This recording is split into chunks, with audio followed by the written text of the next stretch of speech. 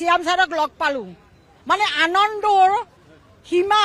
মানে ক'তো থব জেগা নাই কৈছে অসমবাসীতে মানে আনন্দৰে ওলা আমি এনেকুৱা এটা মনত আনন্দ লাগিছে তপন দাসলৈকে আহিছিলো শ্যামক লগ পাই অসমৰ মুখ্যমন্ত্ৰী হয় আমাৰ চুকে কাণে মহিলাবিলাকক ল'ৰা ছোৱালীবিলাকক ইমান শক্তিশালী কৰিছে থবৰ সীমা নাইকিয়া হৈ গৈছে সেইটোৰ কাৰণে আজি মই তেখেতক দেখা পাই বোলে ঈশ্বৰক মন্দিৰত যেনেকে ভগৱানক সেৱা কৰো আজি ডক্টৰ হেমন্ত বিশ্ব শৰ্মাক তেখেতক প্ৰণাম জনাইছো মোৰ ফালৰ পৰা মই সাধাৰণ মহিলা হিচাপে জনালো নিউজ চেনেলত নমস্কাৰ মই এখন ফুলন গামোচা যেনেকে চাকি বন্তি দি মন্দিৰত পূজা কৰো আজি ডক্টৰ হেমন্ত বিশ্ব শৰ্মাক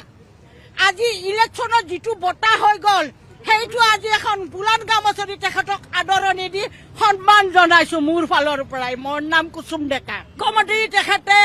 যদি মানে ভেটা দিছিল বেলেগে ছাৰে কৈছে আইভা দিয়া ভালনে খবৰ তাতকে আৰু মোক বেলেগ নালাগে আৰু এইটোৱে বৰ আনন্দ দি আগতো লগ পাইছিলো আৰু এতিয়াও লগ পাইছো তেখেতে সকলোকে সমান চকুৰি চাই সমান ব্যৱহাৰ কৰে তেখেতে যিখিনি কথা কয় এটা কথা কব তেওঁ দুটা কথা কোৱা মানুহ নহয় যিটো কব যুক্তিত কথা কৈ দিব ছাৰে মোৰ নুনমাটিত মই 12 নম্বৰ বৰ্ডৰ প্ৰেচিডেণ্ট হয় মোৰ নাম কুসুম ডেকা মই এৰিলো